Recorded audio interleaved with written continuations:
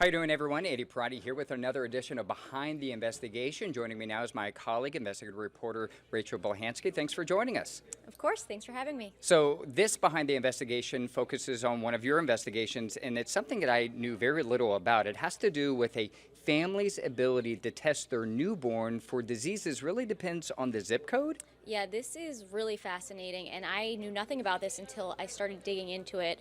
And the more I learned, it's pretty scary for parents.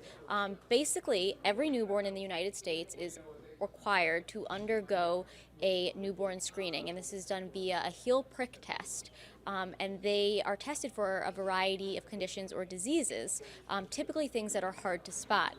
But depending where you live depends on how many conditions or diseases will be screened for. And you profiled a family right here in Georgia. Let's take a look. Yeah.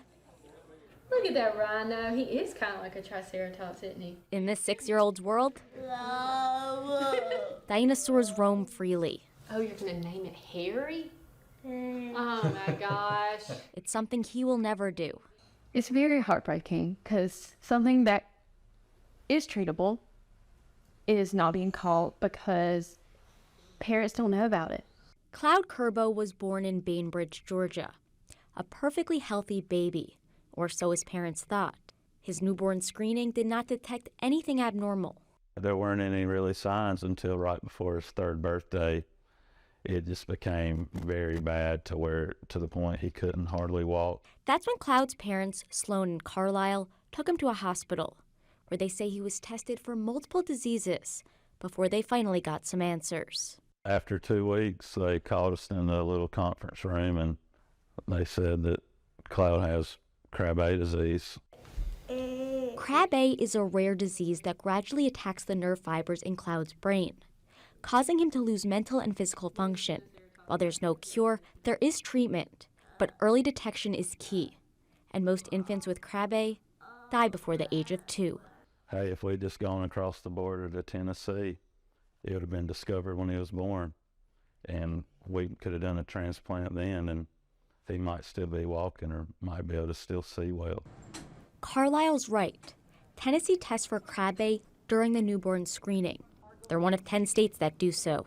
A child's life should not be determined by the zip code they're born in. But yet, testing varies greatly state by state.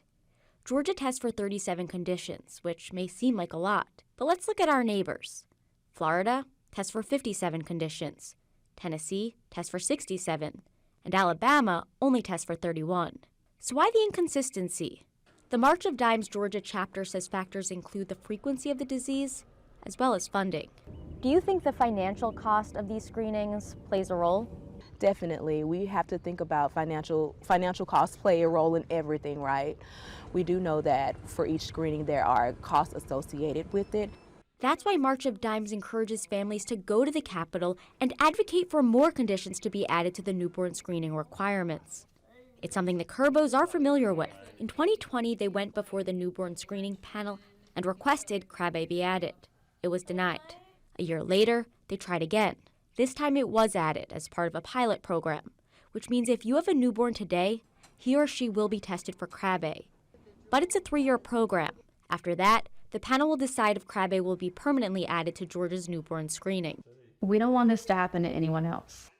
It has been one of our biggest goals is just to make sure that we do everything in our power to make everyone aware of how important newborn screening is, not just for Krabbe, but for all other kinds of diseases as well. As for 6-year-old Cloud, who is not expected to live past his 2nd birthday, There's Thor. he continues to defy the odds every day.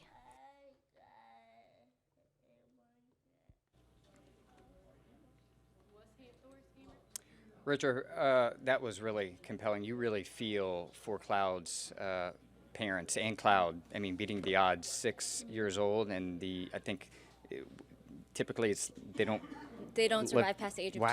Wow, that's Yeah, really typically. something. Tell me about, is there a discussion to increase the volume of testing for diseases in Georgia? Is that a discussion?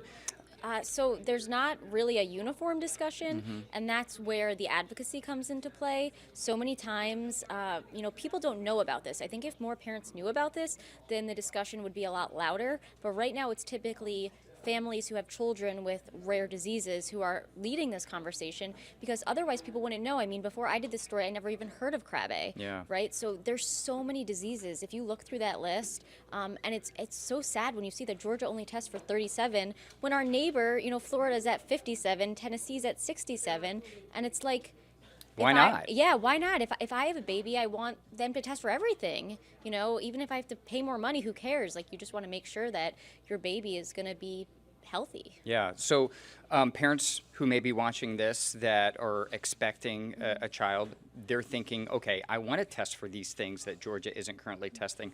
What should they do? What are some recommendations for them? So talk with your doctor, talk with your OBGYN. There are a number of diseases that you can request be added to the newborn screening, but you'll also have to check with your insurance company because you might have to spend a little extra money out of pocket. But that heel prick test that they do can test for a number of diseases. So it's not like your baby would have to, undergo all of these extra tests. It's the same test. It's just when it goes to that lab where they're looking for different diseases, instead of testing for 37, perhaps they would test for 47 or 50 or whatever the number might be. You're someone that you and your husband are hoping to have a child one day. What's going through your mind as you're going through this process and then also looking at where the state stands? Well, I'm saying to myself, maybe we should move to Connecticut because Connecticut tests for like 80-something conditions and diseases. And we do want to have a baby, and this really scares me. And it's definitely a conversation I'll have with my OBGYN when we get to that point to see if we can test for more conditions. And I think, again, for people watching, this is where the advocating portion of this comes into play. If you want to see change, if you want to see more diseases or conditions added to that newborn screening panel, find other families and go to the Capitol and push for policy change. Because again, I think this is just something that a lot of people don't know about. Yeah. Rachel, great investigative reporting as usual. A lot of great information for parents and future parents. So thank you so much for taking the time to take us behind the investigation. Of course, thank you.